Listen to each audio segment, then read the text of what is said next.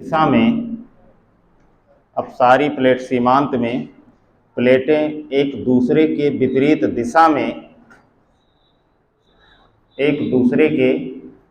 दिशा में संचलन करती हैं। एक दूसरे के विपरीत दिशा में संचलन करती हैं। देखो जैसे मैंने बना दिया है समझने के लिए, मन करे आप लोग भी कहीं तीर उर बना लीजिएगा, ठीक है। तीर तलवार भाला ये सब बनाते रहा करिए बीच बीच में जो, ठीक है। तो इसका मतलब कि एक दूसरे से दूर हट रही हैं जो, क्या लिखे हैं, दूर,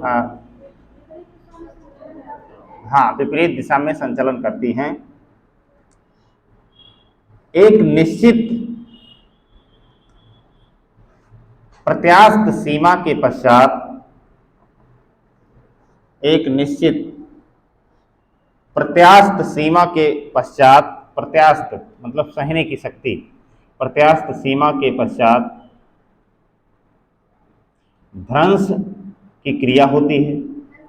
हाँ, भ्रंश या भ्रंशन लिख दीजिएगा, भ्रंशन की क्रिया होती है। मैं लिख दे रहा हूँ आपको, आगे पीछे मत देखिए, मैं लिख दे रहा हूँ। भ्रंशन की क्रिया होती है यानी फॉल्ट, भ्रंशन की क्रिया होती है जिससे भ्रंश घाटी का निर्माण होता है, जिससे भ्रंश घाटी का निर्माण होता है, जिससे भ्रंश घाटी का निर्माण होता है। जैसे ग्रेट अफ्रीकन रिफ्ट वैली, जैसे great African rift valley, great African rift, rift मतलब भ्रंश, valley, great African rift valley.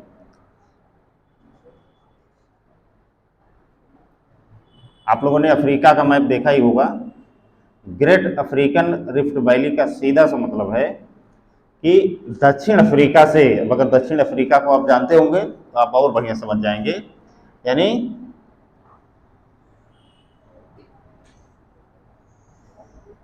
ये मान लो दक्षिण अफ्रीका है जो,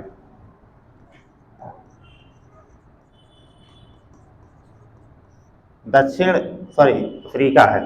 अफ्रीका का मतलब हो गया कि पूरे महाद्वीप की बात होती है जो, और दक्षिण अफ्रीका एक देश का नाम है जो है, ठीक है। यहाँ ध्यान रखिएगा आप लोग जो, नहीं तब मिला दें जो। दक्षिण अफ्रीका आपका यहाँ नीचे छोटा सा देश है, छोटा सा क्या मतलब अफ्रीकी महाद्वीप में ठीक ठाक ही देश है। यहां से लेकर ये आप देखेंगे जो है इसी प्रकार की एक रिफ्ट वैली बनी हुई है, और ये rift valley Syria, Israel, Jordan, ये सब देश का नाम सुने आप लोग, ठीक है। सीरिया, सीरिया तो हमेशा चर्चे में रहता है, उसका तो सुने ही होंगे जो, ठीक है। तो सीरिया तक जो है एक तरह का भ्रंश बना लेती है जो, भ्रंश का मतलब कि चट्टानें टूट जाती हैं और एक दूसरे से दूर हटने लगती हैं, और एक दरार की भांति जो है पड़ जाता है जो है। जैसे आप सामान्य तौर पे खेत में देखते हैं, तो धान वन की कटाई होती है तो जैसे जैसे नमी कम होती जाती है धान के खेत में, वैसे वैसे जमीनें फट जाती हैं जो, देखें कि नहीं देखें। उसी प्रकार से पृथ्वी पर जब दो प्लेटें एक दूसरे से विपरीत दिशा में सरकती हैं, जैसा हम लोगों ने यहाँ तीर में बना भी दिया है, ठीक है, तो क्या होता है, एक भ्रंश का निर्माण होता है जो। अब इस भ्रंश में आप देखेंगे तो नील नदी, विक्टोरिया झील, जॉर्डन नदी जो इजराइल और जॉर्डन की सीमा बनाती है, ठीक है, नदी का नाम ही जॉर्डन है जो, ठीक है। ये सब जो है, और ये कोई छोटी मोटी दूरी नहीं, लगभग लंबाई कई किताबों में अलग अलग लिखा है, लेकिन एनसीईआरटी में 6900 किलोमीटर यानी 6900 किलोमीटर लंबी रिफ्ट वैली है ये, इसलिए इसको कहा जाता है ग्रेट अफ्रीकन रिफ्ट वैली। समझ रहे हैं, बहुत लंबी रिफ्ट वैली है। तो इसके रास्ते में कई छोटी बड़ी नदियाँ, झीलें, ठीक है, ये सब आपको खूब दिखाई देंगे जो।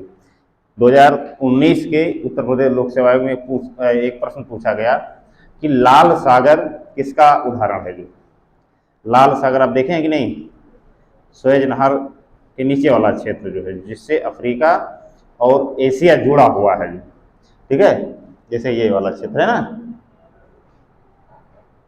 ये वाला क्षेत्र, ये लाल सागर है। उसके बाद एक छोटा सा कॉर्नर बचता है, उसके बाद जो है आपका भूमध्य सागर है जो है, अगर देखा जाए तो इसी तरह तो है। तो एक छोटा सा हिस्सा है जिससे कनेक्ट है अरब सागर से जो है, इसी को हम लोग लाल सागर बोलते हैं। तो पूछा गया था प्रश्न कि लाल सागर निम्नलिखित में से किसका उदाहरण है। ठीक है, तो अब कोई जो है समुद्र था, बेसिन था, ठीक है, तो सीधा वो भ्रंश घाटी का उदाहरण है, जो रिफ्ट वैली का ही भाग है लाल सागर जो। ठीक है, तो इस प्रकार के प्रश्न आपको निकट भविष्य में यूपीएससी में भी देखने को मिल जाते हैं। जो इसके अलावा पूछा था कि नील नदी एक है और एक है नीली नील नदी। ठीक है, दोनों अलग अलग नदियां हैं, नाम लगभग मिलते जुलते हैं। ठीक है, तो इन दोनों की जो उद्गम क्षेत्र है और कहाँ पे जाके समाप्त होती हैं, ठीक है, वो भी चीज़ें आपको कई बार पूछी जाती हैं एग्जाम में जो है, क्योंकि जो झीलें हैं लगभग ज़्यादातर आपको इधर ही देखने, मोजाम्बिक और इसी सब के आसपास देखने को मिलेंगी। और ये सब नदियाँ जो है सीधे यहीं से निकल के ऐसे जाती हैं मिस्र वगैरह में जो, इसीलिए मिस्र को प्रायः हम लोग क्या कहते हैं कि मिस्र जो है, मिस्र एक देश का नाम है, मिस्र जो है नील नदी का वरदान है। वरदान इसलिए क्योंकि कोई बड़ी नदी जब किसी क्षेत्र में प्रवाहित होती है तो वहाँ की आर्थिकी को जो है इन्हेंस करती है, मतलब मजबूत बनाती है, जो जलोढ़ मृदा का निर्माण करेगी, जिससे अच्छी खासी खेती की संभावना होगी। जैसे मान लीजिए गंगा नदी अगर नहीं होती उत्तर प्रदेश में या जितने भी राज्यों से होकर गुजर रही है, तो हो सकता है कि यहाँ की आर्थिकी इतनी बेहतर नहीं होती, जो इतनी बेहतर मृदा का विकास नहीं हो पाता। मृदा का विकास नहीं हो पाता तो तमाम सारे कृषि से जुड़े उद्योग धंधे नहीं लग पाते। ठीक है, बहुत सारी परिस्थितियाँ दूसरी हो सकती थी जो। ठीक है, तो इसलिए आप देखेंगे जो मिस्र देश है वो नील नदी के क्षेत्र में पड़ता है जो है, तो इसलिए वहाँ पे उपजाऊ मृदा का भी विकास होता है। पूरे अफ्रीका में अगर देखेंगे सबसे समृद्ध देशों में तो मिस्र का भी नाम है जो, कि नहीं सुने। अफ्रीका में अगर मजबूत देशों की गिनती की जाए तो दक्षिण अफ्रीका, मिस्र, यही सब तो शीर्ष देश हैं। इकोनॉमी तो बड़ी छोटी छोटी है, लेकिन अब वही चीज़ है ना, जैसे गाँव में कहावत कहते हैं कि अंधे में काना ही राजा। ठीक है, तो वहाँ की स्थिति यही है। ठीक है, जब सारे देश गरीब हैं, भुखमरी है, ठीक है, तो वहाँ थोड़ी सी भी अगर समृद्धि आएगी तो वो आगे ही रहेंगे जो है नहीं। तो ये ग्रेट अफ्रीकन रिफ्ट वैली के ही सब उदाहरण हैं। जितनी आपको देखेंगे तो यहाँ पे दर्जनों झीलें मिलेंगी और सबको भी यूपीएससी के बहुत फेवरेट टॉपिक है जो। ठीक है, खूब पूछता है इसमें से कि कौन सी झील कहाँ है, किस देश में है। और कई बार तो ये पूछ लेता है, कई झील इस प्रकार की हैं कि वो 3-4 देशों सीमा बनाती हैं, बड़ी बड़ी झीलें हैं जो। थोड़ा सा मोजाम्बिक की भी सीमा लग जा रही है, थोड़ा इस देश की भी, थोड़ा इथोपिया की, इसी प्रकार से कई देशों की सीमाओं के बीच में वो झील स्थित है। तो उन देशों का नाम दे देगा और झील का नाम दे देगा, कहेगा निम्नलिखित में से किस देश से इस झील की, फला झील की सीमा नहीं मिलती है या मिलती है। इस प्रकार के प्रश्न आपको यूपीएससी लेवल पे देखने को मिलेंगे और मिले हैं। ठीक है, तो ये सब थोड़ा सा आप लोग जाके घर पे देखिएगा। अभी हम लोग यहाँ पे अपसारी प्लेट सीमांत के उदाहरण के तौर पे ये हम लोग देख रहे हैं जो, ठीक है। आगे लिखो, क्या लिखो, जैसे ग्रेट अफ्रीकन रिफ्ट वैली, लिखो अपसारी प्लेट सीमांत के अंतर्गत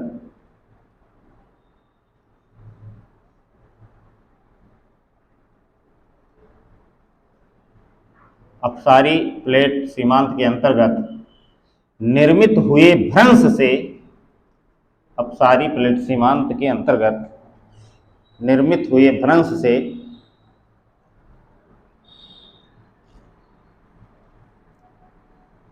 मैग्मा का निरंतर प्रवाह होता है, निरंतर प्रवाह होता है,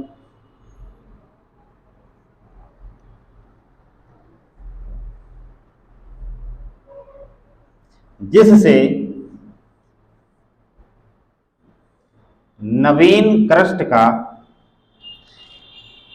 निर्माण होता है, जिससे नवीन क्रस्ट का निर्माण होता है।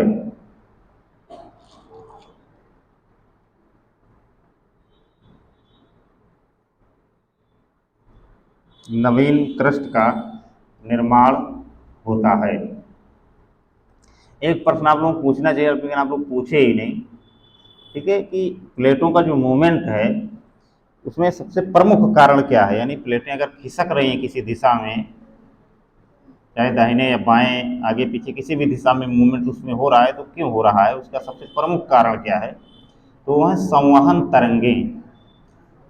ठीक है, संवहन तरंगें क्या है, जो पृथ्वी के आंतरिक भाग में जो रेडियो सक्रिय तत्व पाए जाते हैं, ठीक है, उनके विघटन से तमाम सारी ऊर्जा निकलती है, पदार्थ का तापमान बहुत तेजी से बढ़ता है। तो क्या होता है कि वो बाहर की तरफ जो है उनका प्रेशर इतना ज़्यादा होता है कि बाहर की तरफ निकलने के लिए प्रयास करते हैं।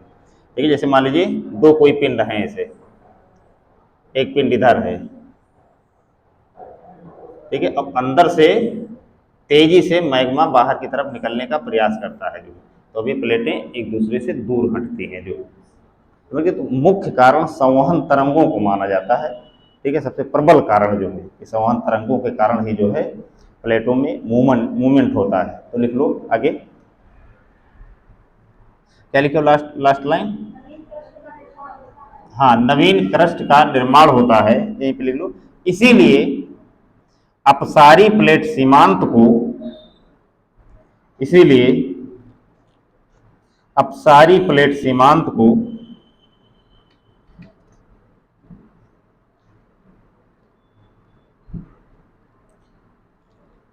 इसीलिए अपसारी प्लेट सीमांत को निर्माणकारी सीमांत भी कहा जाता है। निर्माणकारी सीमांत भी कहा जाता है।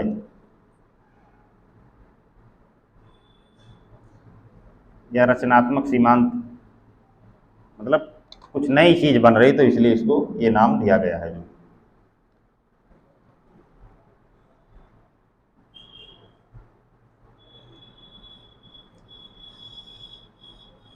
नवीन क्रस्ट का निर्माण होता है, पूरा लिख लिए, बाकी आगे लास्ट वाक्य लिखे हैं। एक बात और लिख लो, नवीन या नवीन नहीं, भ्रंश से निरंतर मैग्मा के प्रवाह से, भ्रंश से निरंतर मैग्मा के प्रवाह से, निरंतर मैग्मा के प्रवाह से भ्रंश घाटी की ऊंचाई बढ़ती है। भ्रंश घाटी की ऊंचाई बढ़ती है। भ्रंश घाटी की ऊंचाई बढ़ती है तथा नवीन क्रस्ट के रूप में, तथा नवीन क्रस्ट के रूप में मध्य महासागरीय कटक का निर्माण होता है। नवीन क्रस्ट के रूप में मध्य महासागरीय कटक का निर्माण होता है। मध्य महासागरीय कटक का निर्माण होता है। जैसे मध्य अटलांटिक कटक, जैसे मध्य अटलांटिक कटक, जैसे मध्य अटलांटिक कटक। अब अटलांटिक महासागर में देखेंगे तो उसको बिल्कुल मध्य भाग में, बिल्कुल उत्तर से दक्षिण की दिशा में, सीधे तो नहीं, टेढ़े मेढ़े यस आकार के लाइन में उसको माना जाता है।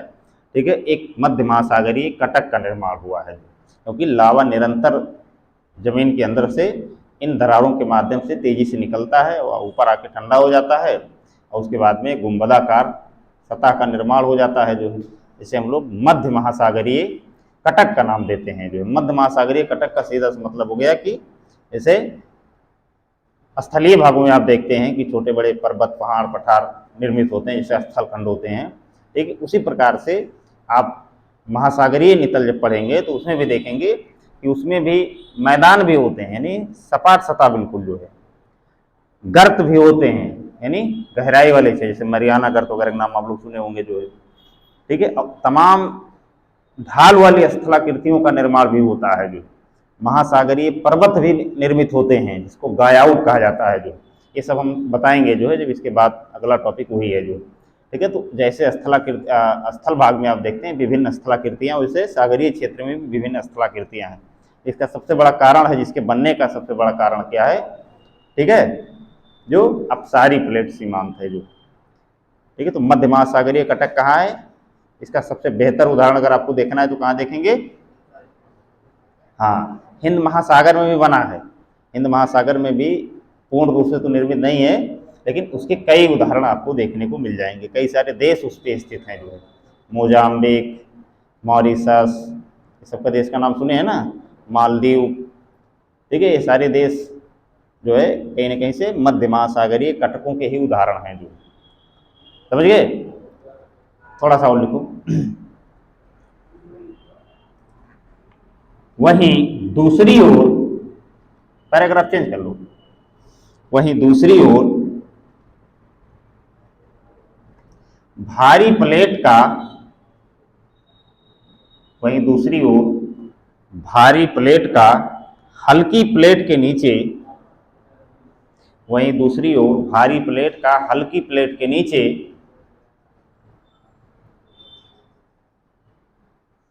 छेपड़ होता है। छेपड़ मतलब उसके नीचे छेपड़, भारी प्लेट का हल्की प्लेट के नीचे छेपड़, छेपड़ होता है। छेपड़ मतलब धंसना।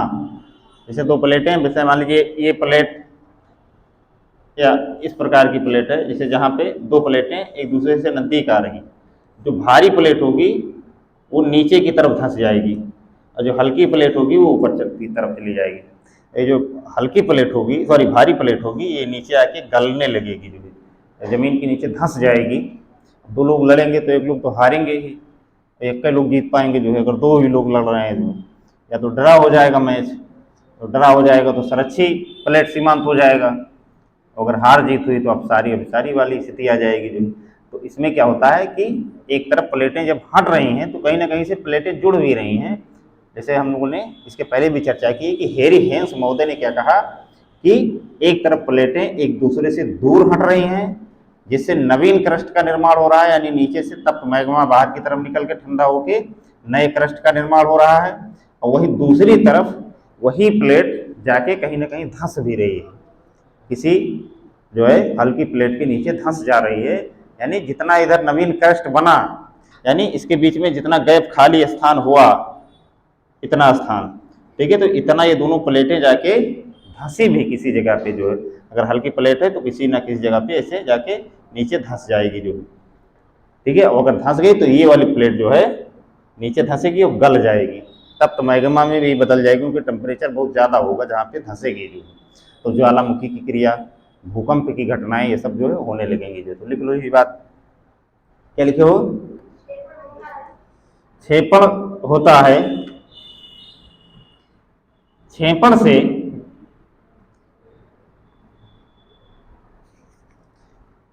छेपड़ से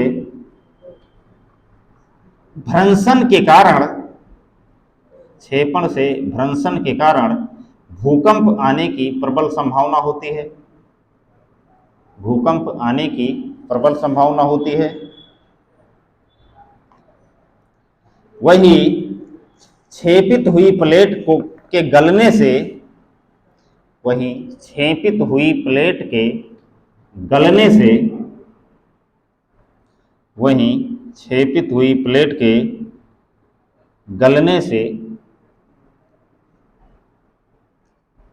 ज्वालामुखी की, छेपित हुई प्लेट के गलने से ज्वालामुखी की भी संभावना होती है, ज्वालामुखी की भी संभावना होती है।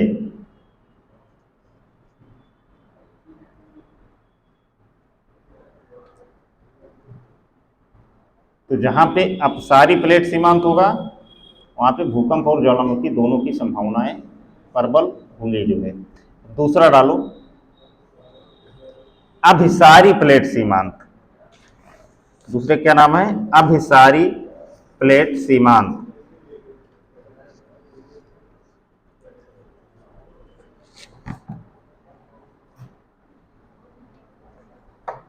अभिसारी प्लेट सीमांत।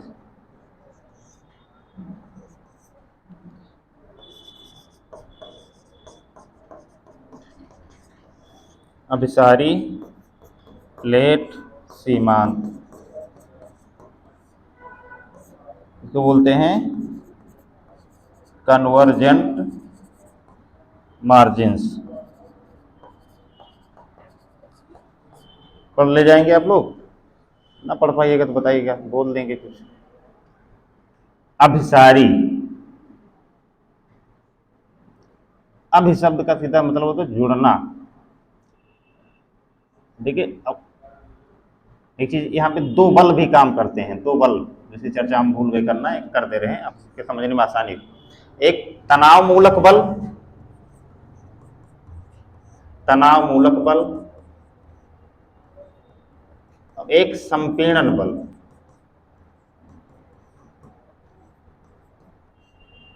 यानी टेंशन और कंप्रेस या कंप्रेसर वाला बल।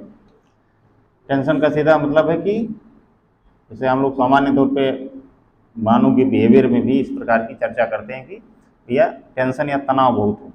टेंशन या तनाव का मतलब कि कई विचार आपके साथ में हैं, ठीक है, तो उस एक विचार का आप चयन नहीं कर पा रहे हैं, जो या कई सारे विचारों के बीच में दुविधा की स्थिति है, जो दुविधा की स्थिति उत्पन्न हो रही है, यानी तनाव है जो हमको, जो यानी दो विचार एक दूसरे के विपरीत दिशा में खींच रहे हैं, ठीक है। तो जब प्लेटें एक दूसरे से विपरीत दिशा में खिसक रहे हैं तो उसको हम लोग बोलते हैं तनाव वाला, ठीक है, जिसमें भ्रंश का निर्माण होगा। जो भ्रंश का निर्माण होगा तो नीचे से तप्त मैग्मा बाहर की तरफ निकलेगी और मध्य महासागरीय कटक का निर्माण होगा।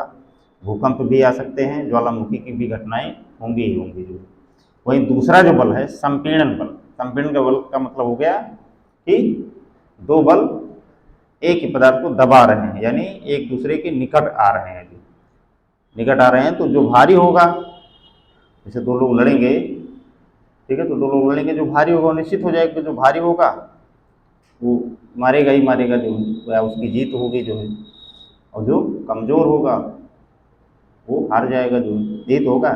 तो जो भारी होगा, प्लेटों की बात है, तो जो भारी होगा वो नीचे की तरफ धंस जाएगा, नीचे जाके गल जाएगा, जो हल्की प्लेट होगी वो ऊपर की तरफ हो जाएगी। यानी एक ही चीज़ में कंप्रेस वाला बल या जो संपीड़न बल है, ठीक है, वो एक ही चीज़ में तो या तो नीचे कोई चीज़ धंस जाएगी और या तो ऊपर की तरफ ऐसे उठ जाएगी। जो दो ही चीज़ें तो हो सकती हैं। अमूमन ये होता है कि ऊपर की तरफ भी उठते हैं, नीचे की तरफ भी रखते हैं। घाटियाँ और पर्वतीय शीर्ष किससे बनते हैं? फोल्ड या वलन की क्रिया जिसको बोलते हैं। तो दोनों क्रियाओं में जो वलित पर्वत हैं उनका निर्माण होता है। जो संपीड़न बल में ही वलित पर्वतों का निर्माण होता है। जो ठीक है, तो ये चीज़ें ध्यान रखना। और दोनों ही अभिसारी और अपसारी प्लेट सीमांत में क्या होता है कि भूकंप तो दोनों कॉमन है समझो, और ज्वालामुखी की घटनाएं भी कॉमन है। लेकिन ज्वालामुखी में एक कंडीशन ये है कि जो प्लेट धंसी हो इतनी गहराई में न धंस गई हो तो उसका जो मैग्मा है या लावा है वो बाहर की तरफ निकल ही ना पाए। जो हिमालयी क्षेत्र में भूकंप खूब आते हैं लेकिन ज्वालामुखी नहीं आते, उसका सबसे बड़ा कारण ये है क्योंकि हिमालयी क्षेत्र में जो क्षेपण हुआ है या धसाव हुआ है वो ज़्यादा गहराई में हुआ है। जो और ज़्यादा गहराई में होने के कारण ही जो है यहाँ पे भूकंप तो खूब आते हैं। जो लेकिन भूकंप आते हैं क्या, भूकंप तो कल मैं चर्चा ही कर रहा था कि भूकंप हर दशक में एक आध तो बड़े आए ही जाते हैं। जो विनाशकारी भूकंप होते हैं जो, लेकिन ज्वालामुखी की घटना नहीं होती है। वहीं कुछ ऐसे क्षेत्र हैं जहाँ पे भूकंप भी खूब आ रहे हैं बार बार और ज्वालामुखी की घटनाएं तो उनको कॉमन है एकदम से। जो कहीं भी आग निकलने लगी ज़मीन से, ठीक है, आप चलिए प्रशांत महासागर के चारों तरफ के क्षेत्र में, जो उत्तरी अमेरिका और दक्षिणी अमेरिका के क्षेत्रों में, और इसके अलावा जापान से शुरू कीजिए इंडोनेशिया और न्यूजीलैंड तक आ जाइए तो आपको यहाँ पे अवसादी चट्टानों में अभिसारी प्लेट सीमांत के कारण जो है वलन की क्रिया नहीं हो पाई पूर्ण रूप से, तो यहाँ पे तमाम सारे द्वीपों का खूब निर्माण हुआ है। उन द्वीपों के आसपास ज्वालामुखी और भूकंप दोनों घटनाएं खूब भारी मात्रा में होती हैं। तो तनाव मूलक बल का मतलब अपसारी प्लेट सीमांत, और संपीड़न बल का मतलब अभिसारी। अभि का मतलब जुड़ रही हैं जो, यानी अभिसारी प्लेट सीमांत में प्लेटें एक दूसरे के निकट आती हैं, एक दोनों के साथ में आती हैं। ठीक है, तो अब इसमें थोड़ा सा लिख लो जो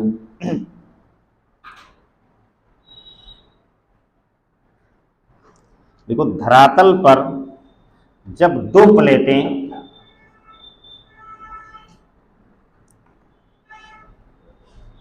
एक दूसरे की सम्मुख दिशा में, धरातल पर जब दो प्लेटें एक दूसरे के सम्मुख दिशा में, एक दूसरे के सम्मुख दिशा में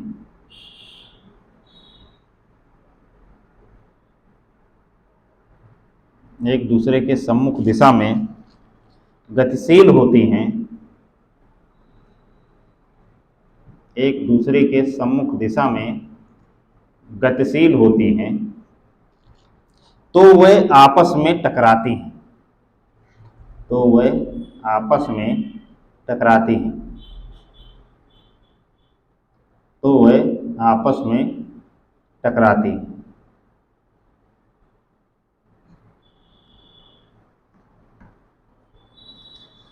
परिणाम स्वरूप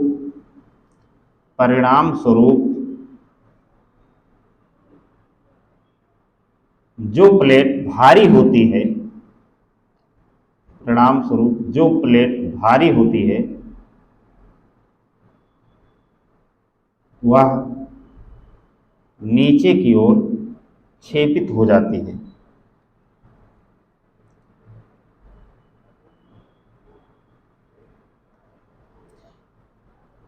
क्षेपित हो जाती है।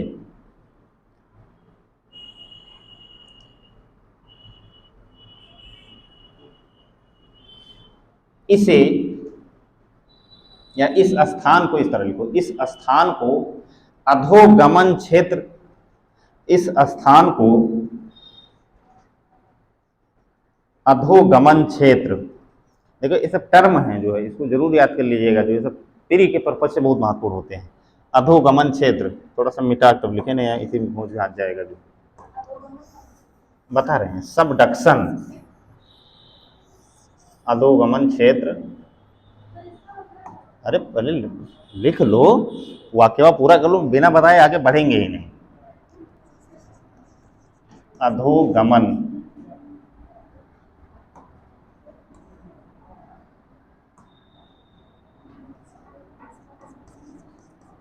अधोगमन क्षेत्र या सबडक्शन जोन, अधोगमन या सबडक्शन जोन लिख लिए।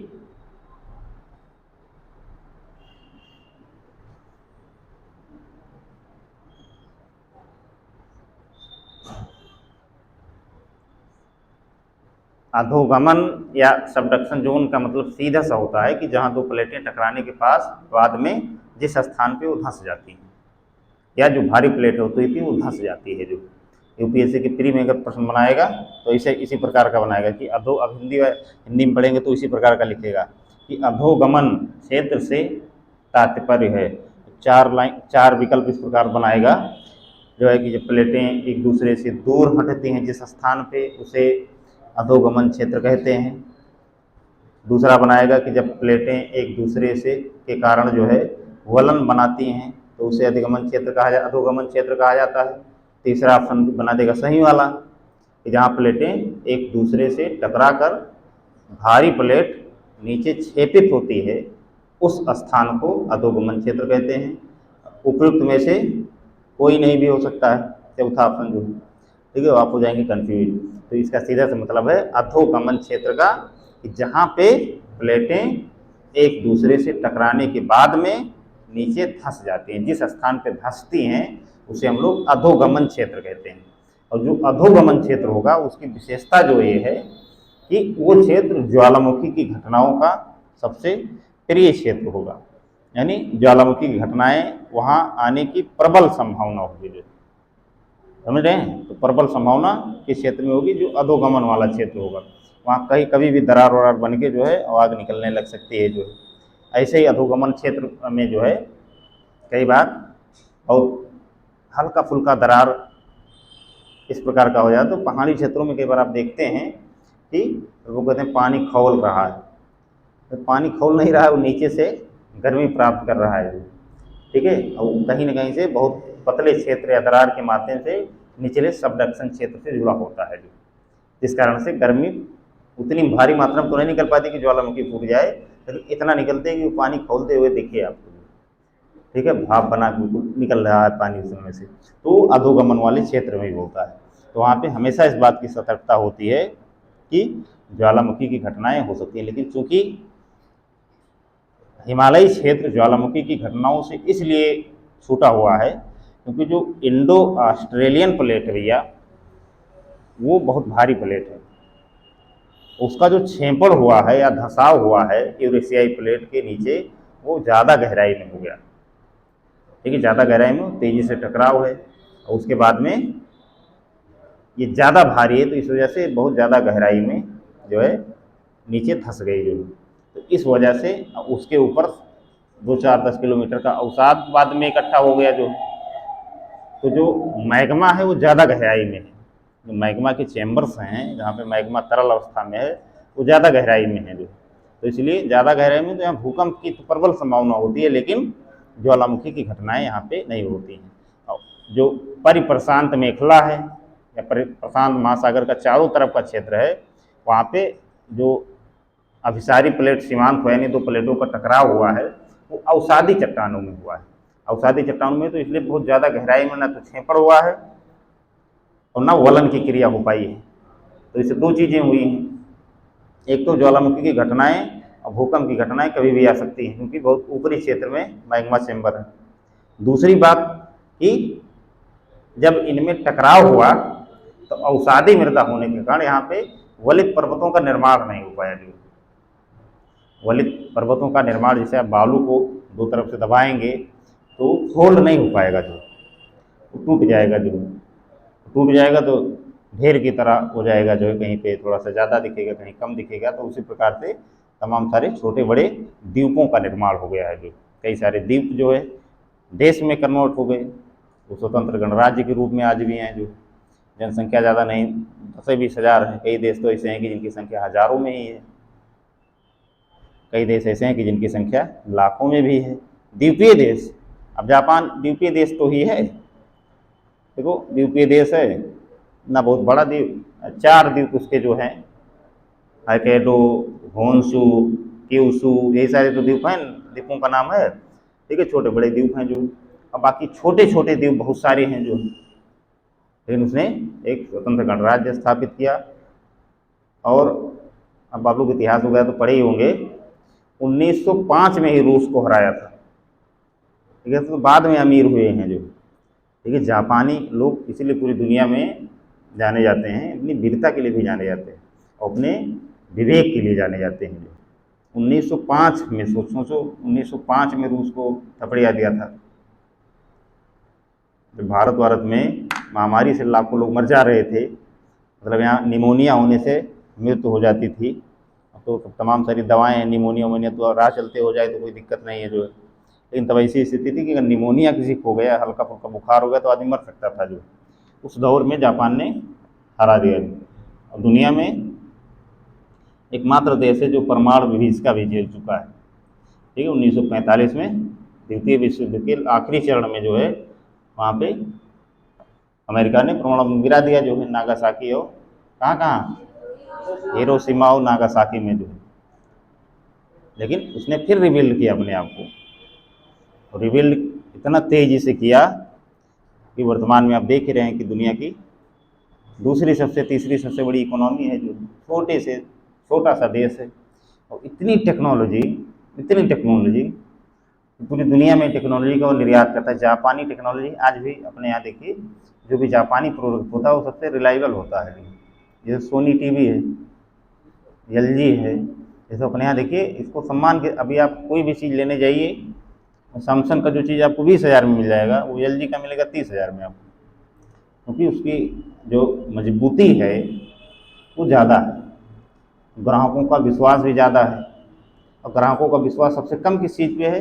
चीन के सामान, कब टूट जाए कब धोखा दे जाए कुछ भरोसा ही नहीं है जो, ठीक है। तो विवेक ही है जो है, या बुद्धिमत्ता ही है उन लोगों की, जापानी लोगों की, कि हर चीज़ में वो आगे हैं जो, और सारे संघर्षों को झेलने के बाद में भी वो अपने आप को पूरी दुनिया में सामयिक रूप से भी, और अगर आप उनका इतिहास देखेंगे दोनों रूप से जो है वो हमेशा फ्रंट फुट पे ही रहे हैं, बैक फुट पे कभी गए ही नहीं, समझ रहे हैं। भूकंप भूकंप वहाँ दिन में 10-20 ठो आ जाते हैं जो, इस सबसे तो कोई डर ही नहीं है जो है, कब धरती हिल जाए कुछ भरोसा ही नहीं है जो है, ज्वालामुखी फट रही है फटने दो जो है, लेकिन इतनी टेक्नोलॉजी का प्रयोग कर करके जो है पूरा खेती भी जो ठीक ठाक करते हैं, इंफ्रास्ट्रक्चर उन्होंने पूरा भूकंप रोधी निर्मित कर दिया है। मेट्रो ट्रेन जो भारत में अभी हम लोग क्या कहते हैं जो है बुलेट ट्रेन, बुलेट ट्रेन जो है भारत में भी एक सपना है, ठीक है, वहाँ 2 दशक हो गया चलते हुए, ठीक है। अब भारत को कह रहा है कि एक ट्रेन हमको कोई से दे देंगे जो है, चला लेना अपना जो है अहमदाबाद से और मुंबई के बीच में तुम ले लेना, और चलो हम निर्माण भी करवा दे रहे हैं पटरी वटरी का, नहीं तो तुम मनाओगे तो पता लगेगा कि उखड़ ही गई पटरी है जो है, ठीक है। तो देखो टेक्नोलॉजी जापानी है, पैसा भी जापान दिया है, ठीक है। और एक बार ट्रेन मुफ्त में दे देगा कि लो चलाओ जो है ना, देख लो कैसे चलती होती है, लाभ ले लो, उसके बाद में तुम खुद बनाना जो है हम थोड़ा सहयोग कर देंगे। दिल्ली मेट्रो में आप लोग गए हैं कि नहीं गए हैं? कुछ लोग गए हैं कुछ लोग नहीं गए हैं। अब दिल्ली मेट्रो में जब घुसेंगे तो आपको लगेगा ही नहीं कि ये भारत में है जो, ठीक है, लगेगा ये उससे में आ गए या जापान उपान में वाकई में आ गए जो, इतनी बेहतर सुविधा, इतनी सब कुछ साफ सफाई हर एक चीज़ देखेंगे जो, ठीक है, वो पूरा जापान ने बनाया है जो, पूरा जापानी तकनीकी भी बना है, पूरी सब जापानी टेक्नोलॉजी का, जापानी कंपनी का उसमें इन्वॉल्वमेंट भी, 2025 तक उसका किराया जाएगा ब्याज, ठीक है, इतना रुपया दे दिया है जापान ने जो, सोचो इतने बड़े देश में वो इतनी सारी चीज़ें दे रहा है। तो ऐसा नहीं कि जो द्वीपीय देश हैं प्रशांत महासागर के चारों वो सब गरीब हैं जो, कुछ बहुत अच्छे भी देश हैं जो अपनी इकोनॉमी आर्थिक रूप से भी और सामरिक रूप से भी वो अपना महत्व बनाए हुए हैं। और वो तो बगल में चीन, इतना इतना मतलब अतिवादी देश इसको कह सकते हैं, जो हर चीज़ अपना कह देता है कि ये तुम हमारा वाला है जो, जिस द्वीप पे तुम रह रहे हो ये हमारा है जो, उसके सामने टिका हुआ है, बगल में रूस है, ठीक है। लेकिन जापान, एक चीज़ और इंटरेस्टिंग आप जान लीजिए, जापान के पास अपनी कोई सेना भी नहीं, जानकारी है ना आप लोगों को, ठीक है। जापान के पास अपनी कोई मतलब एक तरह की आर्मी नहीं है, जैसे अपने देश में तीनों सेनाएं मजबूत स्थिति में हैं, वहाँ पे आर्मी नहीं है जो, वहाँ की सुरक्षा व्यवस्था जो है टेक्नोलॉजी के भरोसे है। और दूसरा अमेरिका देखता है, अमेरिका ने कहा कि अब तुम परमाणु बम मत बनाना जो है हमको मारने वाने के लिए, और हम तुम्हें सुरक्षित रखेंगे जो है, कोई अगर तुमको कुछ कहा हुआ तो हम आएंगे जो, ऐसा ठेका अमेरिका ने कई देशों का ले रखा है जो, ठीक है। और जब पिट पटा जाते हैं तब वो आता है, कहाँ लगा पूछता है, जैसे यूक्रेन में देखे, यूक्रेन में तो पहले लड़वा दिए सब जो है, अब लड़वा दिए, कहे तुम गोला बारूद के लिए टेंशन मत लेना, सब देंगे पर्याप्त जो है, और तुम खूब फेंकना। अब रूस के सामने, जैसे शेर के सामने एक बकरी को ले जाके खड़ा कर दीजिए तो बकरी की हालत होगी जो, अब बकरी को पीछे से कह दिए तुम लड़ना, टेंशन मत लेना हम पीछे खड़े हैं जो, ना गोला कभी होगी ना बारूद की ना मिसाइल की जो, 3 साल हो गया लड़ते लड़ते पूरा तबाह कर लिए सारा देश जो। रूस को क्या करना है, रूस का इतना बड़ा क्षेत्रफल है कि अगर बम भी फेंक देंगे तो 500 आदमी नहीं मरेंगे, इतना बड़ा क्षेत्रफल है कि आधे तो आदमी नहीं रहते हैं जो, पूरा निर्जन उत्तरी क्षेत्र आप देखेंगे तो पूरा बर्फ बर्फ पूरा है, कुछ नहीं, अब बम फेंक देंगे बम ही नहीं फूटेगा, ये नौबत है जो, ठीक है। और कहीं उसके ऊपर फेंक दिया तो छोटे से पिद्दी सा देश है, लप्पू सा कह सकते हैं, आप लोग ये सारे नाम तो जानते होंगे, सोशल मीडिया के ओर है, ठीक है। तो अब उसमें फेंक देंगे तो आबादी क्या घनत्व ज़्यादा है तो वहाँ पे जो है ज़्यादा लोग मरेंगे जो है, अब लड़ रहे हैं देखो वही हाल है जो, तो इसीलिए किसी लड़ो, किसी चढ़ावे मत, अपनी क्षमता आँक लो जो है कि हम अकेले जीत पाएंगे कि नहीं जीत पाएंगे, अगर अकेले जीत पाओगे तो ठीक है लड़ो, ठीक है। और पता लगे कि 19-20 का फर्क है तब भी लड़ जाओ, कोई दिक्कत नहीं, संभावना है कि जीत ही जाओ। अब पता लगे 15-20 का फर्क है, लड़ गए, थपड़िया दिए गए। ठीक है, तो ये लड़कियों के लिए भी है, ठीक है, और लड़कों के लिए तो है ही। ठीक है, तो भागना भी अपने आप में एक कला है, होशियारी है। जो जहाँ देखो मार खा जाओगे वहाँ भाग लेना कौन सी जो है बुराई है। जो है हम लोग छोटे थे तो पूरे गांव भागते थे, घर वाले खेत खदेड़ते थे। जो ठीक है, कहीं पकड़ जाते तो ये भी पता होता था कि पकड़ जाएंगे तो बहुत कूटे जाएंगे, जो कूटे भी जाते थे। जो ठीक है, उसमें कौन सी शर्मिंदगी है, तो भाई तय है कि मार ही खाना है, तो थोड़ा बहुत भाग लो, संभावना 1-2% तो है ही कि बच जाए, थक हो जाए, कहीं छोड़ो जाने तो अच्छा, देखेंगे शाम को। देखिए शाम वाम तक में आदमी जब गुस्सा खत्म हो जाता है तो कहता है चलो छोड़ो यार, क्या मारोगे इसको। जो ठीक है चलिए फिलहाल हम लोग आते हैं मुख्य मुद्दे पे। अभिसारी प्लेट सीमांत, इसमें भी लिख लो 2 मिनट में। क्या लिखे हो इसमें लास्ट है? हाँ, अधोगमन क्षेत्र जो है, समझ गए अधोगमन की नहीं समझ पाए?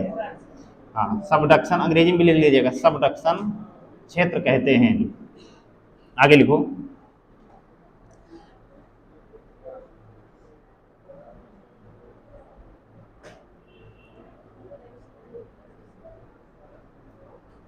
लिखो, दो प्लेटों के एक दूसरे के नजदीक आने के कारण, एक दूसरे के नजदीक आने के कारण वलन की प्रक्रिया होती है। वलन, वलन तो लिख लेंगे, वलन की प्रक्रिया, वलन की प्रक्रिया होती है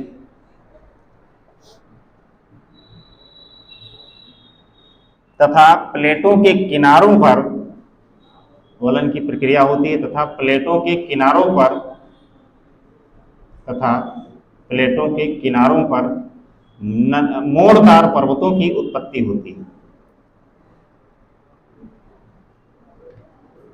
तथा तथा प्लेटों के किनारों पर मोड़दार पर्वतों की उत्पत्ति होती है।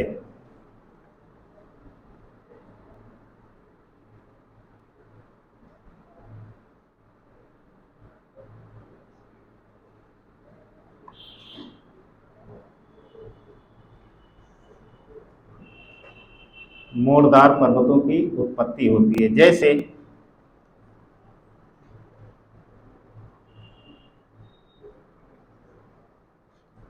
उत्तरी अमेरिका में रॉकी पर्वतमाला, दक्षिणी अमेरिका में कौन सा है, एंडीज पर्वतमाला। उत्तरी अमेरिका में रॉकी पर्वतमाला, दक्षिणी अमेरिका में एंडीज पर्वतमाला, तथा एशिया में, दक्षिण अमेरिका में एंडीज पर्वतमाला तथा एशिया में हिमालय पर्वतमाला, हिमालय पर्वतमाला। एशिया में हिमालय पर्वतमाला।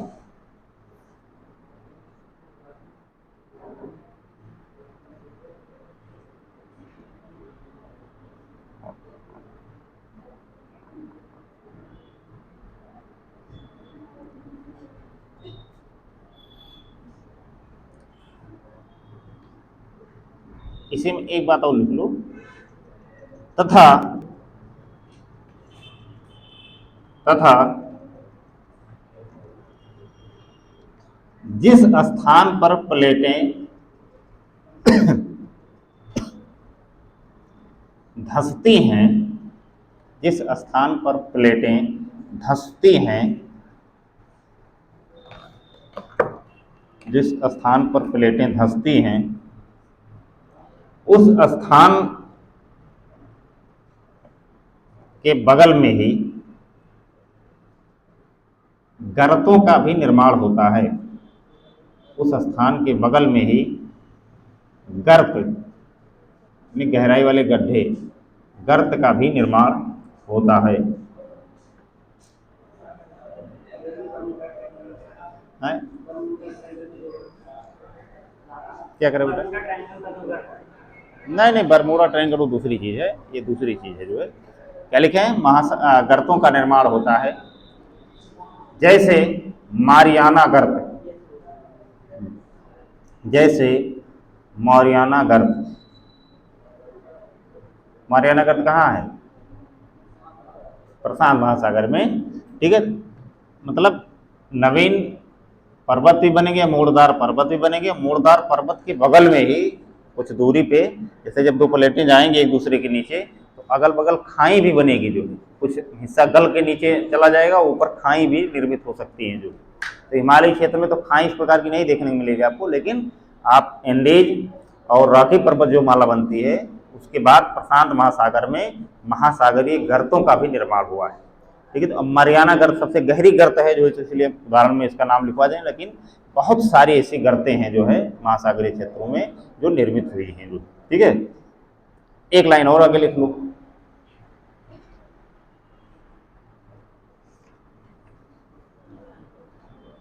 लिख दो, अभिसारी प्लेट सीमांत में ही,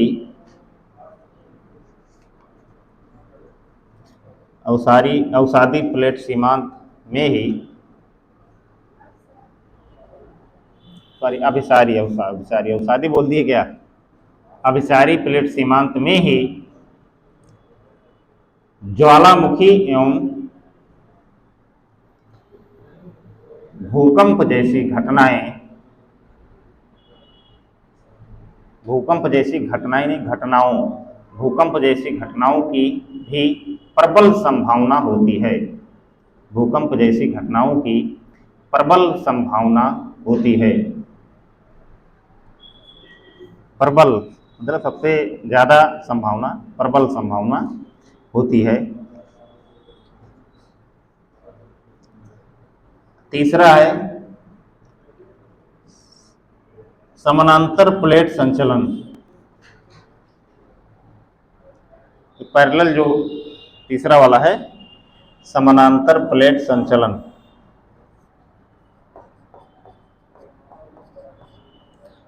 समानांतर प्लेट संचलन, एक चीज इसमें नहीं लिखे होंगे, जो अभिसारी प्लेट सीमांत होता है इसको विनाशकारी सीमांत भी कहते हैं, क्योंकि इसमें प्लेटों का क्षय होता है।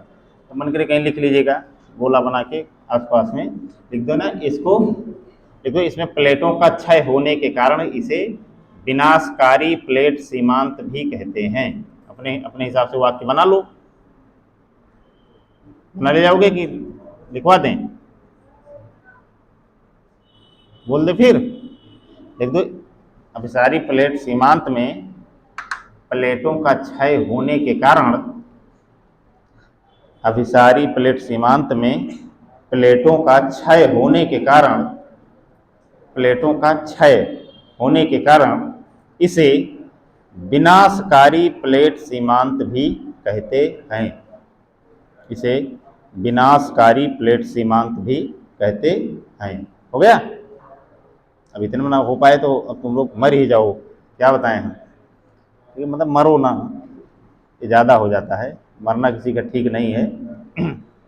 जियो, लेकिन मतलब ठीक ठाक जियो, इतना भी मरे लिए स्थिति में ना रहो कि कोई वाक्य 10 बार बोलना पड़े तब समझ पाओ। ठीक है। तीसरा डालो, समानांतर प्लेट सीमांत। ये तीसरा है, समानांतर प्लेट सीमांत।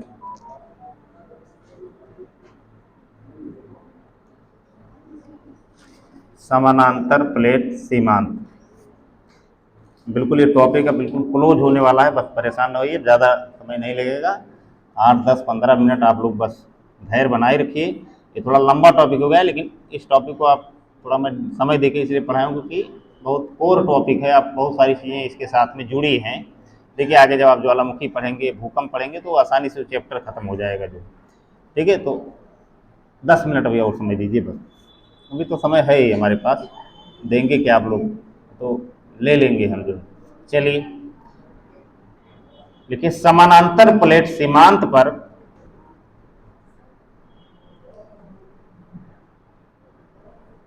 समानांतर प्लेट सीमांत पर समानांतर प्लेट सीमांत पर ना तो नवीन क्रस्ट का निर्माण होता है, समानांतर प्लेट सीमांत पर ना तो नवीन क्रस्ट का निर्माण होता है और ना ही क्षय होता है, और ना ही क्षय होता है। क्षय का मतलब समझ रहे हैं? क्षय का मतलब क्या है तुम बताओ बेटा। हम्म खड़े हो जाओ, इसे बताओ, खड़े होके बताओ कि हम भी सुन ही ले जाएं।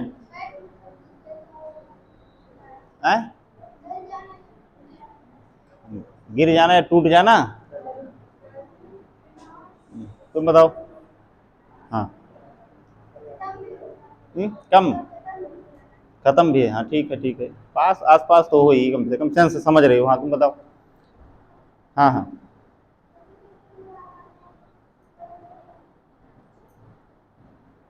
तुम खुद सुन पाई हो जो बोली हो, मतलब तुम्हारे कान तक पहुंच गई आवाज, हमारे यहाँ पहुंची ही नहीं। आगे वालों से पूछते हैं। सोनम बताएं। बैठ जाओ बैठ जाओ बैठ जाओ, ज्यादा देर ना खड़ी रहो। क्षय रोग भी होता है, आप लोग सुने हैं? तो कम से कम क्षय रोग से ही आप उसका सेंस लगा लेंगे तो आप समझ जाएंगे। ठीक है, क्षय का मतलब कि कोई भी ऐसी स्थिति कि जिसमें आप धीरे धीरे आपका नुकसान हो। क्षय रोग में क्या है, आपका फेफड़ा जो है उसमें बैक्टीरिया हो जाते हैं। टीबी रोग जिसको बोलते हैं, टीबी क्या है, बैक्टीरिया जनित रोग है ना। वो बैक्टीरिया क्या करते हैं, आपके फेफड़े को धीरे धीरे धीरे धीरे करके समाप्त कर देते हैं, जो बिल्कुल खोखला कर देते हैं। आप खांसते रह जाते हैं, खांसते रह जाते हैं, कई बार खून की उल्टियाँ भी हो जाती हैं। ठीक है, एक समय ऐसा आता है कि मर जाते हैं। लेकिन अब दवा बहुत आ गई जो है, अब कोई टीबी से नहीं मरता है जो। ठीक है, टीबी से ट्यूबरकुलोसिस कह लीजिए, ठीक है, कोई मरता नहीं। अब ये जो देखते हैं टीबी, इससे मरने की ज़्यादा संभावना है। दिन भर बैठा आदमी देख रहा है जो है, ठीक है, तो उस वाले ने, अब इस वाले टीबी से ज़्यादा मरने की संभावना है। मोबाइल वाली टीबी, यूट्यूब जिसको बोलते हैं, और जो घर में लगी होती है एलसीडी, ठीक है, तो उस वाले टीबी से ज़्यादा मरने की संभावना है, इस वाले से कम है। और सरकार, टीबी भारत में ऐसी बीमारी थी, बहुत लोग मरते थे जो, लेकिन सरकार सबसे अगर सफलतम अभियान है तो टीबी उन्मूलन अभियान भारत में है जो। ठीक है, देखिए डाट्स, ठीक है, उसका पूरा सरकार टीबी मरीजों को रुपया भी देती है कि आप पोषण लीजिए, जो 1500 रुपये महीना भी मिलता है, जिसमें कुछ जो है शायद 1000 रुपया होगा जो है, कि इनको पोषण दिया जाए। पोषण मतलब कुछ अच्छी चीज़, फल वल भी खा लें, जो खाली दाल चावल खाएंगे तो वैसे मर जाएंगे। ठीक है, तो उनके लिए जो है ये सब व्यवस्था इसीलिए की जाती है कि वो मरे। क्षय रोग का मतलब सीधा हो गया कि हाँ धीरे धीरे समाप्त होना, एक बार में नहीं। अब क्योंकि प्लेटों का टकराव या दूर हटना या पास आना, ये इतना मंद प्रक्रिया है, इसको आप ऐसे देख के नहीं अनुमान लगा सकते कि हाँ प्लेटें टकरा रही, देखो देखो भैया लड़ गई जो। ठीक है, इस तरह अनुमान नहीं लगाते। ये सब लाखों वर्षों का, हजारों सालों का रिसर्च होता है जो है, कि हाँ भाई पहले ये वाला क्रस्ट कहाँ था, अब कहाँ पहुँच गया, तो उसी के हिसाब से आगे का भी अनुमान लगा लिया जाता है कि निकट भविष्य में ये कहाँ पहुँच सकता है जो। ठीक है, तो ना तो इसमें नवीन क्रस्ट का निर्माण होता है और ना ही क्षय होता है।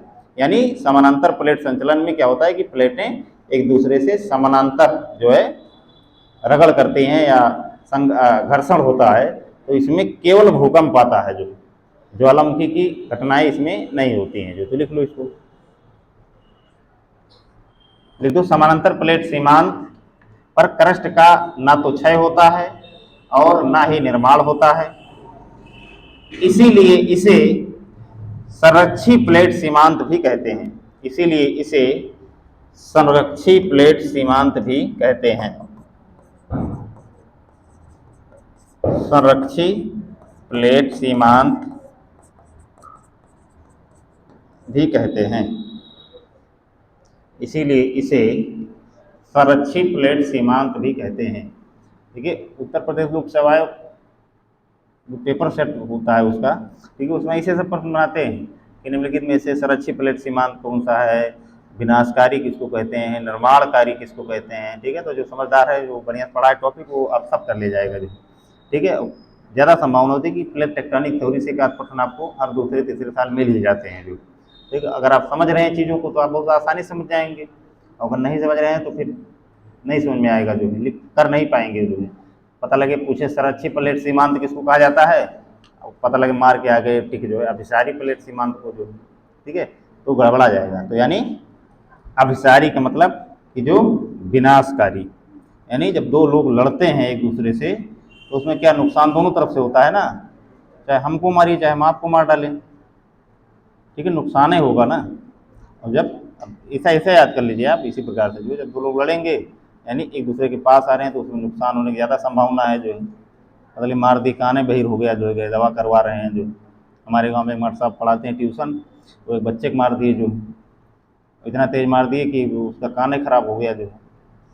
अब दवा कराए क्या करेंगे जो, दवा कराए परेशान हुए, घर वालों पैसा वैसा भी वापस बहुत सारा किए, ठीक है, गाँव वालों भी प्रेशर हुआ कि जो है इनके खिलाफ कार्रवाई कर दी जाए जो।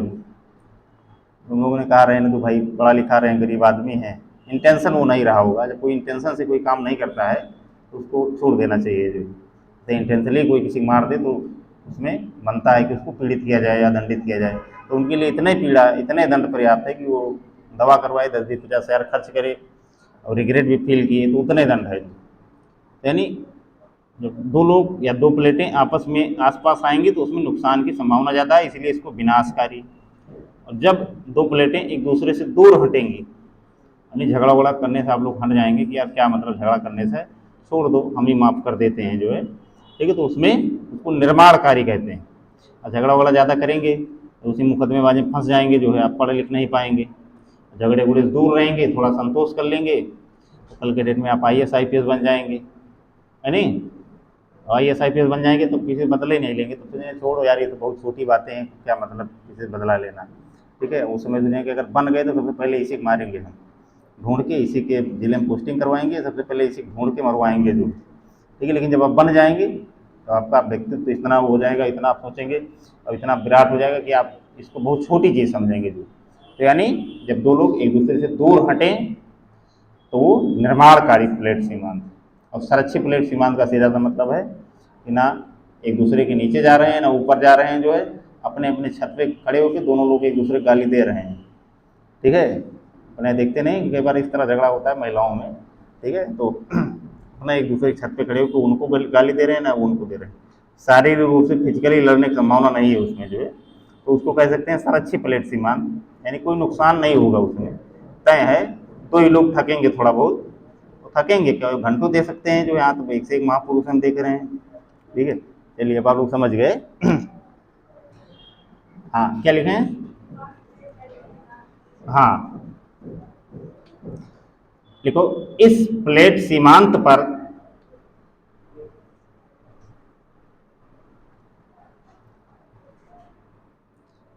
इस प्लेट सीमांत पर जहां प्लेटों में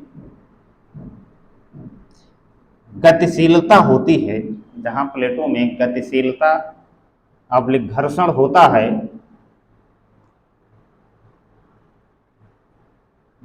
इन प्लेटों में जहां क्या क्या बोले हैं, हाँ गतिशीलता अवलिक घर्षण होता है, उस क्षेत्र में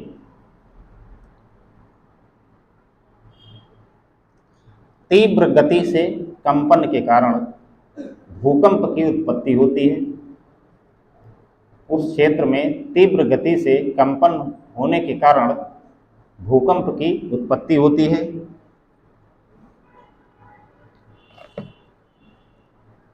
भूकंप की उत्पत्ति होती है।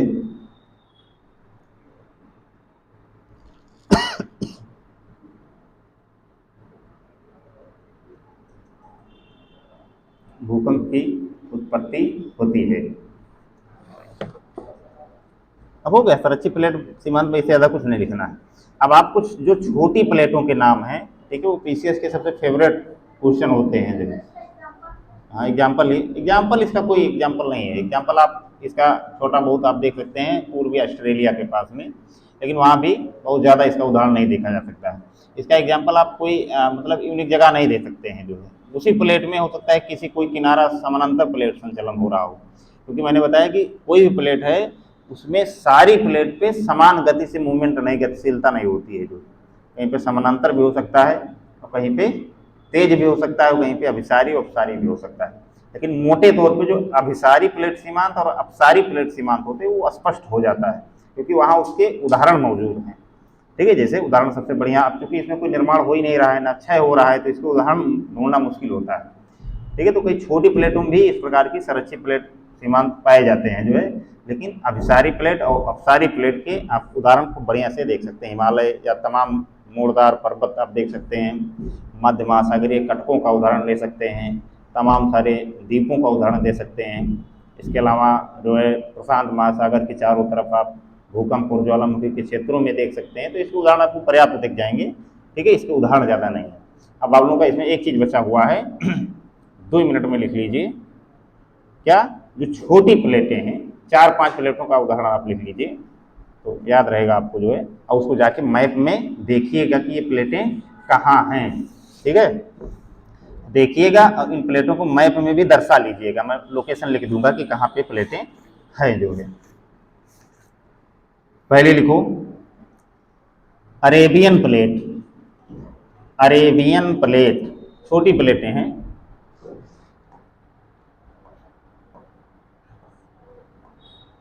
Arabian plate.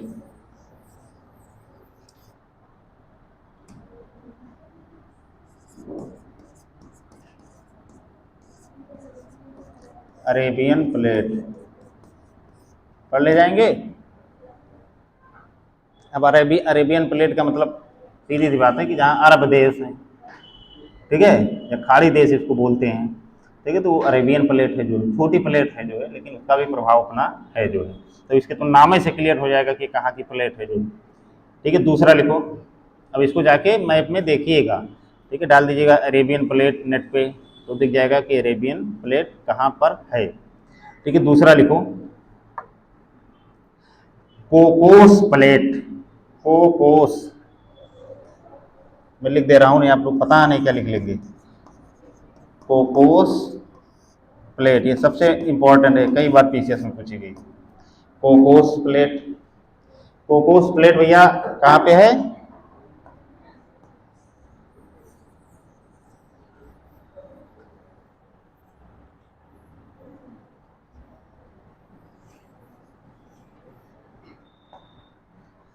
जो उत्तरी अमेरिका और दक्षिणी अमेरिका का ज्वाइंट है,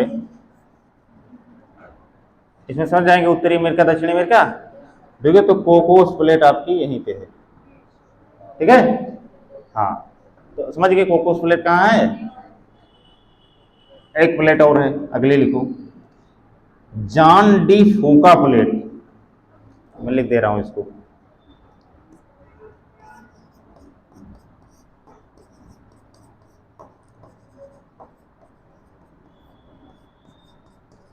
थोड़ा अजीब नाम है, जॉन डी फूका। ये कोकोस प्लेट के थोड़ा सा ऊपर प्रशांत महासागर में यहाँ पे पड़ेगी, ये वाला क्षेत्र जो ये ठीक है, मैं एक सांकेतिक रूप से बता दे रहा हूँ कहाँ है, लेकिन आप जाइएगा तो मैप एक बना के इसको जरूर दर्शा लीजिएगा, ये निकट भविष्य में आपके एग्जाम में काम देगा जरूर।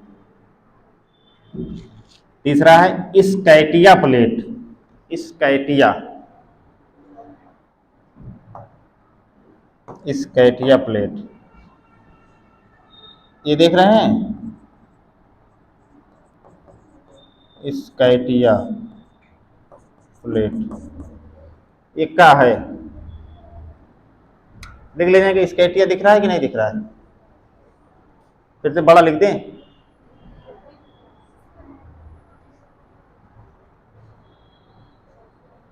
कि यहीं पे है, इतना जान गए ना, यहां लिख दे रहे हैं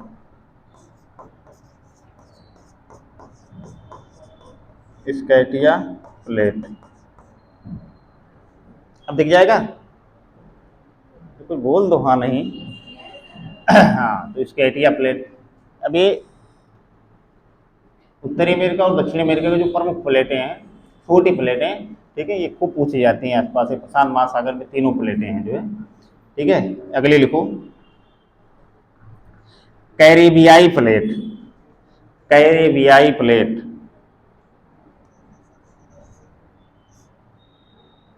कैरेबियाई प्लेट,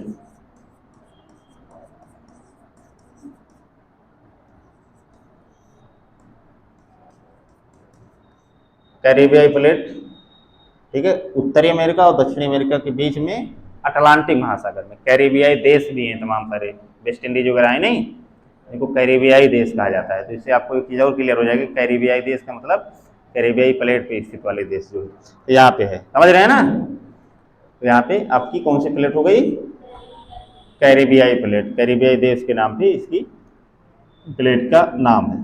दूसरा है, दूसरा क्या, पांचवा होगा, Philippine plate. Philippine,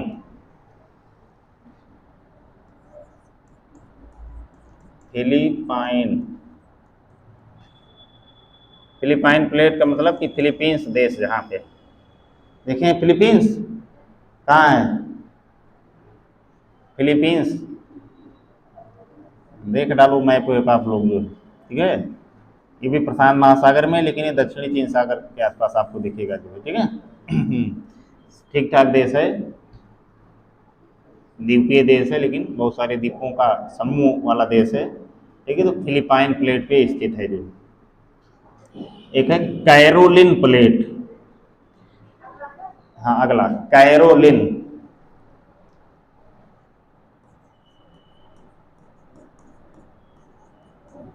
Caroline plate, Caroline plate आपकी ये जो ऑस्ट्रेलिया है देश है, उसके ठीक ऊपर आपको दिया आएगा जो कैरोलिन प्लेट जो। तो इन सारी प्लेट का नाम आपने लिख लिया है, बस अब वो ज़्यादा नहीं लिखवाएंगे। एक एक प्लेट ग्रीनलैंड को भी माना जाता है, लेकिन उसको मत लिखिए, वो तो देख ही रहा है, इतना बड़ा क्षेत्र है, तो उसको आप नहीं भूलेंगे, क्योंकि तो भूलने वाली चीज़ें उसको लिखा जाता है, ठीक है। तो इतनी सारी प्लेटों के नाम हैं जो है, इनको जाके एक छोटा सा मैप बना लीजिएगा कापी में, मैप में दर्शा लेंगे तो याद करने में आसानी होगी। जो हमेशा आप कभी पलट के देख लेंगे तो आपको पता चल जाएगा कि कौन सी प्लेट कहाँ पर है जो, ठीक है। आप निष्कर्ष थोड़ा सा लिख दीजिए, जो प्लेट विवर्तन की सिद्धांत है उसका निष्कर्ष भी थोड़ा लिख लीजिए 4 लाइन में, ठीक है, तो आपको ये कंप्लीट हो जाए। लिखो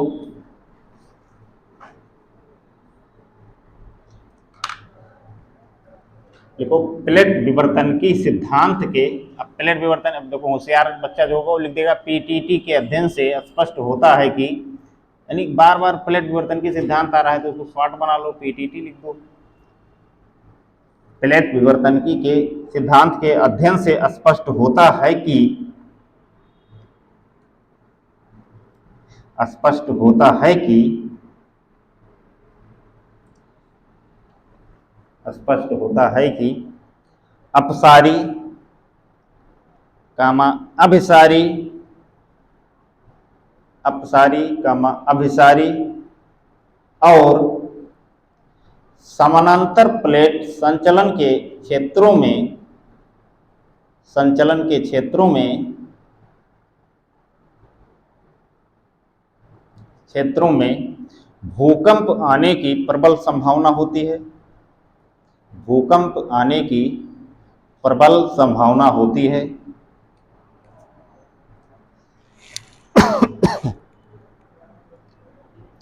भूकंप आने की प्रबल संभावना होती है। वहीं ज्वालामुखी, वहीं ज्वालामुखी की घटनाएं, वहीं ज्वालामुखी की घटनाएं केवल अपसारी एवं अभिसारी प्लेट सीमांतों के पास घटित होती हैं। वहीं ज्वालामुखी केवल अपसारी एवं अभिसारी प्लेट सीमांतों के पास घटित होती हैं।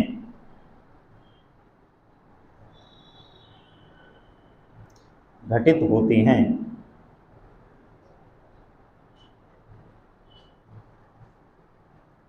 प्लेट विवर्तन की सिद्धांत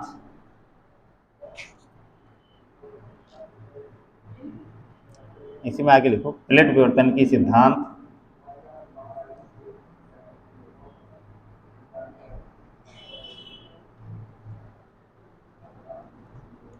प्लेट विवर्तन की सिद्धांत स्थलाकृति को समझने को समझने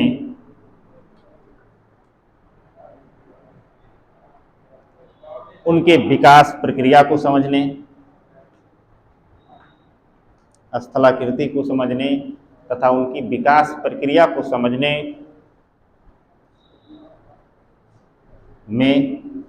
में व्यापक रूप से सहयोगी है या व्यापक रूप से उपयोगी है। व्यापक रूप से उपयोगी है।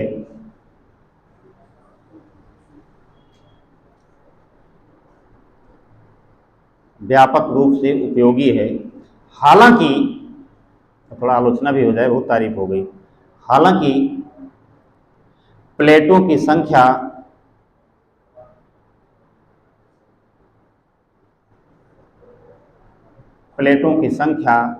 संचलन की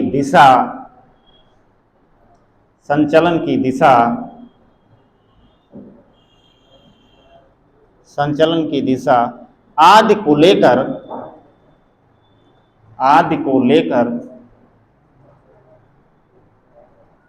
लेकर भूगोलविदों में एक रूपता नहीं है। भूगोलविदों में एक रूपता नहीं है या एक मत नहीं है। एक रूपता नहीं है। इसीलिए इस क्षेत्र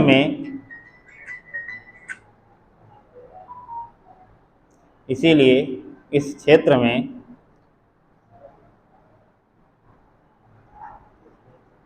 और अनुसंधान की आवश्यकता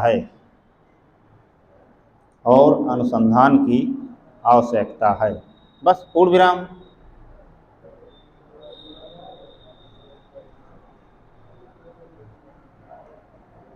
और आवश्यकता है। ठीक है, अब ये आपका जो प्लेट विवर्तन की सिद्धांत है भैया, ये समाप्त हो गया है। ठीक है, इसके बाद देख रहे हैं कौन सा टॉपिक है आपका। कल है वेदरिंग मतलब अपक्षय। ठीक है, अपक्षय कल आप लोगों को पढ़ाया जाएगा। कल ये यूनिट ही खत्म कर देंगे, कुछ ज़्यादा इसमें खास है नहीं जो है। तो अपक्षय मतलब थोड़ा लोग आप लोग भी पढ़ के आइएगा। NCERT वाटी तो मज़ा आएगा और पढ़ाने में, है नहीं। अब बिल्कुल नहीं पढ़ के आएंगे तो थोड़ा समझने में दिक्कत होती है आप लोगों को भी, और हमको भी समझाने में दिक्कत होती है। ठीक है, जाइए घर पे, हिंदी में अपक्षय और अंग्रेजी में वेदरिंग। ठीक है, ये टॉपिक आप कहीं से पढ़ के आइए थोड़ा बहुत। ठीक है, तमाम सारी किताबों में आपको मिल जाएगा जो है। ठीक है, पढ़ के आएंगे तो थोड़ा आपको समझने में उसको आसानी होगी। थोड़ा टेक्निकल टॉपिक ये सब हैं, स्थलाकृतियों के विकास से जुड़े हुए हैं। ठीक है, तो इसको पढ़ के आएंगे तो आसानी रहेगी। जो NCERT किताब कितने लोग पास है? बस इतने लोग पास? इधर वालों और इधर तो भैया कहीं नहीं। अरे ऑनलाइन तो है, ऑनलाइन तो पढ़ लो कि ऑनलाइन में कोई फाउंडेशन है? ऑनलाइन ऑफलाइन हर जगह पे उपलब्ध है। और तमाम सारे जो है पोर्टल पे हर जगह आपको मुख्यमंत्री अभ्युदय जो योजना चलती है, इसके पोर्टल पे भी आपको NCERT किताब मिल जाएगी। जो कभी आप गए देखे हैं? जिस कोचिंग में आप पढ़ रहे हैं इसकी वेबसाइट देखें हैं कभी? तो देखो भैया, अब आप ही लोग लाभार्थी हैं तो आप ही लोग नहीं देखें, कौन देखेगा? जो ठीक, वहाँ भी आपको तमाम सारे मैटर आपको अपलोड हुए मिलेंगे जो है, तो वहाँ भी आप डाउनलोड कर सकते हैं। ठीक है, तो स्मार्टफोन और इंटरनेट का कुछ सदुपयोग कर लीजिए, लाभ मिल जाएगा जो है नहीं। तो ये सब करके आओ। ठीक है, चलो चलो आओ मिलें।